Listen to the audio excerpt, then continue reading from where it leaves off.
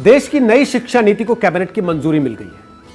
कहा जा रहा है कि इस नई शिक्षा नीति के तहत देश की शिक्षा में काफी क्रांतिकारी बदलाव कर दिए जाएंगे।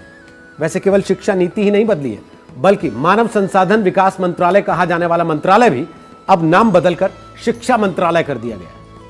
लेकिन क्या आपको पता है कि इसके पहले साल 1986 में, यानी कि अब से 34 साल पहले देश में शिक्षा नीति लागू की गई थी। इसके बाद आया साल 1992, यानी उसके ठीक 6 साल के बाद इसमें कुछ छोटे मोटे बदलाव किए गए, कॉस्मेटिक चेंजेस। लेकिन मोटा मोटी अगर समझें तो 34 साल लग गए देश में नई शिक्षा नीति को आते आते। इसरो के पूर्व प्रमुख के कस्तूरी रंगन की अध्यक्षता वाली कमेटी के कई सारे विशेषज्ञों ने मिलकर इस नई शिक्षा नीति का मसौदा तैयार किया। तो चलिए आज आपको आसान लहजे में समझाते हैं कि देश की नई शिक्षा नीति में ऐसा क्या क्या बदल गया है जो आपके जीवन में बदलाव लाएगा। सबसे पहली बात पढ़ाई की, यानी बच्चों के लिए इस नीति में क्या क्या है। नई नीति के तहत स्टूडेंट्स को पढ़ाई के साथ साथ किसी लाइफ स्किल से सीधे सीधे तौर पर जोड़ने की कोशिश की जाएगी। अगर आपको ध्यान हो, मोदी सरकार का जोर हमेशा से स्किल डेवलपमेंट पर रहा।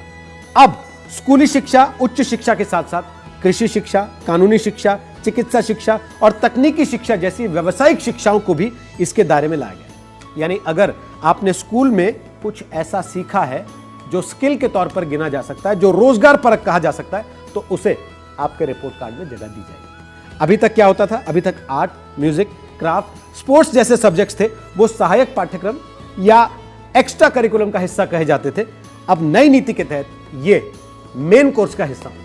इस नई शिक्षा नीति में एक और अहम चीज आ गई है, वो ये कि इसमें मल्टी एंट्री और एग्जिट सिस्टम को मंजूरी दे दी गई है।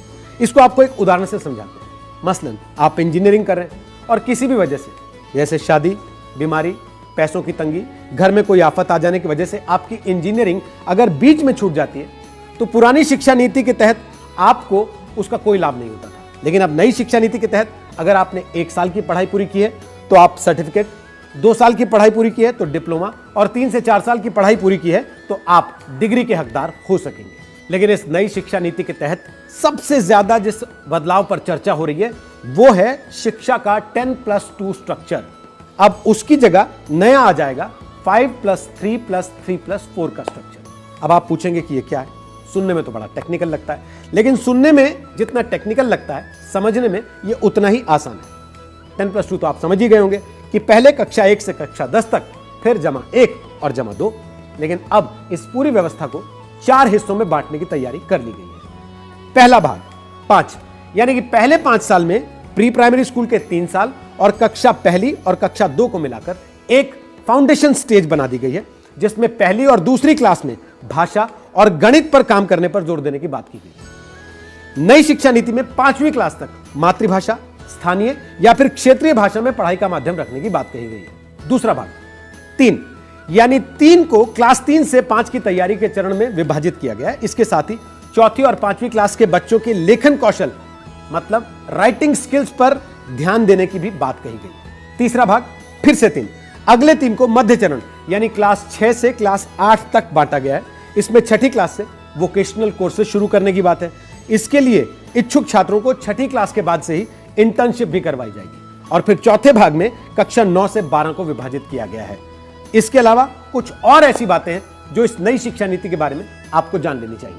मल्टीपल डिसिप्लिनरी एजुकेशन में अब आप किसी भी एक स्ट्रीम के अलावा उसके साथ साथ दूसरा सब्जेक्ट भी ले सकते हैं।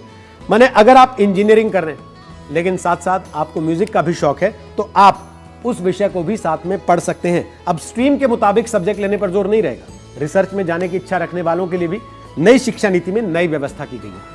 उनके लिए 4 साल के डिग्री प्रोग्राम का एक विकल्प दिया जाएगा, यानी 3 साल की डिग्री के साथ एमए करने के बाद एमफिल करने की जरूरत नहीं रहेगी, वो सीधे पीएचडी में जा सकते हैं। इसका मतलब ये कि नई शिक्षा नीति में सरकार ने अब एमफिल को पूरी तरह से खत्म करने की बात कही है। नई शिक्षा नीति में छात्रों को यह भी आजादी होगी कि अगर वो कोई कोर्स बीच में छोड़कर कोई दूसरे कोर्स में दाखिला लेना चाहते हैं तो वो कोर्स से एक खास निश्चित समय तक ब्रेक ले सकते हैं और उसके बाद दूसरा कोर्स ज्वाइन कर सकते हैं।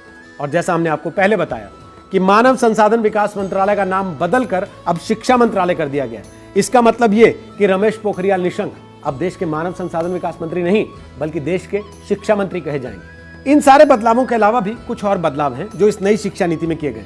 जैसे राष्ट्रीय परीक्षा एजेंसी द्वारा उच्च शिक्षा संस्थानों में एडमिशन के लिए कॉमन एंट्रेंस एग्जाम का ऑफर दिया जाएगा और साथ ही सिलेबस में भारतीय ज्ञान पद्धतियों को शामिल करने के लिए राष्ट्रीय शिक्षा आयोग का गठन करने और प्राइवेट स्कूलों को मनमाने तरीके से फीस बढ़ाने से रोकने की सिफारिशें भी की गई हैं। और इस नई नीति के तहत सरकार ने कुछ लक्ष्य भी निर्धारित किए।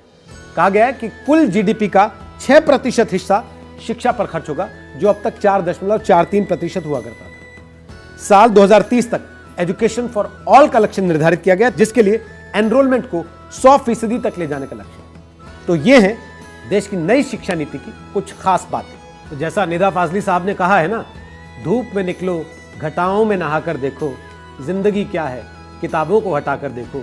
लब बोलो अब यह है कि सरकार अब किताबों के साथ साथ शिक्षा नीति में जिंदगी का फलसफा पढ़ाने की भी तैयारी कर रही है।